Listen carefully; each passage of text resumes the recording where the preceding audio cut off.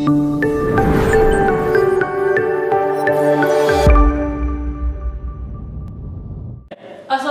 warahmatullahi wabarakatuh. Kembali lagi bersama kami di podcast Al Minggu.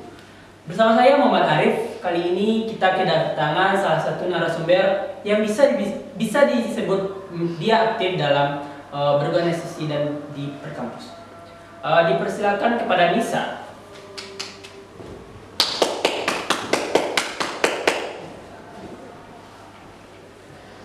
Bagaimana kabarnya Nisa? Alhamdulillah, Sehat ya teman-teman. Ya, kali ini bagaimana kita ketahui bahwa dunia sedang diterpa oleh pandemi, di mana perkuliahan harus beradaptasi dengan kuliah online. Jadi pertanyaan saya kepada Nisa, bagaimana caranya Nisa beradaptasi di perkuliahan online tersebut? Awal kuliah online ya sekitar setahun lalu kan, itu kita tiba-tiba disuruh kuliah dari rumah pakai aplikasi, pakai HP. Pakai Zoom. Iya, pakai Zoom. Jadi awal-awal beradaptasi memang nggak sulit ya, menggunakan aplikasi yang baru bagi kita, baru juga kita coba. Jadi ya dicoba-coba, ya akhirnya bisa untuk menggunakannya juga. Sembari itu juga bertanya sama teman-teman, juga cari infonya di internet. Jadi untuk awal adaptasinya awalnya cukup sulit, cuman setelah beberapa waktu akhirnya terbiasa dan bisa untuk melaksanakan kuliah secara online. Luar biasa sekali ya pertanyaannya teman-teman. Selanjutnya pertanyaan ini saya tanyakan, apakah menurut saudara Nisa paham akan materi yang disampaikan dosen melalui kuliah online tersebut? Terkait materi yang disampaikan dosen di kuliah online, itu sebenarnya sih kalau menurut Nisa tergantung dari mahasiswanya lagi.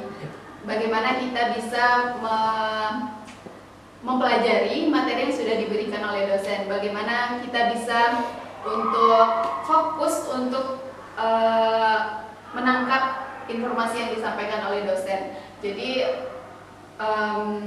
kalau seandainya kita sungguh-sungguh dan bisa untuk yang benar-benar serius untuk memahami materi tersebut, ya kita bisa untuk memahaminya begitu. Jadi Nisa pribadi pun berpendapat begini. Jadi kalau memang benar-benar mau kuliah, ya fokus sama materinya dan usaha untuk memahami materinya. Bagaimanapun proses kuliahnya, jadi harus semuanya dikembalikan kepada mahasiswanya, harus bisa beradaptasi dan bisa benar-benar memahami materinya secara sendiri gitu. Secara sendiri ya, luar biasa sekali.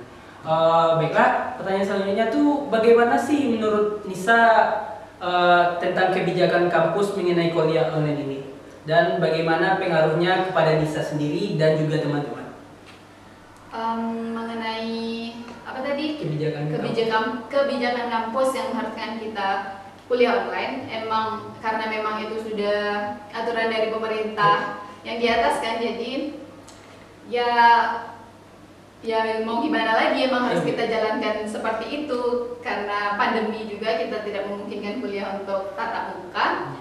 Jadi kalau dikatakan efektif atau enggaknya, itu kembali lagi dari seperti yang Nisa bilang tadi, ke mahasiswanya lagi, karena kita ini seorang mahasiswa yang belajar, jadi kita bisa belajar sendiri, belajar dari manapun, tidak hanya di kelas online bersama dosen. Jadi mungkin itu. Oh, baiklah. Sebagaimana yang kita ketahui, Nisa ini merupakan salah satu dari mahasiswa jurusan KPI, yang Batu Sangkar, di mana dia lebih fokus kepada komunikasi. Selanjutnya kita akan ke materi selanjutnya mengenai organisasi yang mengaruhi soft skill dari komunikasi seseorang. Pertanyaannya bagi Nisa, sebagaimana yang kita ketahui, Nisa ini kan salah satu pengurus dari HMJ KPI ya? Iya. Sebagai apa? Sebagai bendahara umum. Sebagai bendahara umum.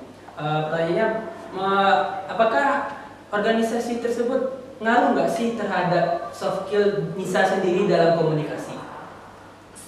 Kalau menurut Nisa sangat-sangat mempengaruhi, karena kita orang komunikasi ya, di organisasi itu merupakan hubungan kita dengan manusia yang tentunya harus komunikasi kan. Jadi sangat mempengaruhi sekali. Jadi semisal kita ada keperluan dengan pejabat kampus, dosen ataupun ketua jurusan, kita lebih bisa untuk berkomunikasi dengan lancar, begitu hubungan pun lebih baik. Juga misalnya di beberapa kegiatan organisasi kita yang diharuskan untuk bicara, untuk memimpin sebuah kegiatan, jadi kita lebih terlatih untuk berkomunikasi ataupun berpublic speaking. Luar biasa sekali. Selanjutnya, pengalaman seperti apa sih yang sangat memengaruhi Nisa dari organisasi sehingga sangat memengaruhi Nisa terhadap soft skill Nisa dalam komunikasi? Pengalaman yang mempengaruhi sekali di khususnya untuk soft skill sendiri ya. Yang pertama itu tentu misal jadi pembicara ataupun host di sebuah kegiatan. Nah di situ misalnya Nisa diminta untuk sebagai host, disitulah Nisa bisa melatih kemampuan diri di sana. Bisa di situ ada komunikasi, ada public speaking. Kemudian lagi soal yang sangat mempengaruhi itu soal pengurusan di bidang administrasi. Nah, jadi Nisa merasa karena Nisa di bendahara umum ya, karena ngurus surat-surat dan hubungannya dengan proposal dan keuangan di himpunan mahasiswa. Jadi memang karena banyak aktivitas ngurus gitu, jadi komunikasi dengan dosen, dengan ketua jurusan atau dengan dekan itu lebih bisa santai, lebih bisa berani untuk berbicara ataupun berkomunikasi langsung dengan beliau-beliau tersebut. Oh, luar biasa sekali ya teman-teman. Baiklah, mungkin waktu kita bicara dengan Nisa mungkin telah berakhir. Teman-teman bisa menyaksikannya nanti. Hanya segitu podcast kita kali ini, podcast awal minggu. Assalamualaikum warahmatullahi wabarakatuh.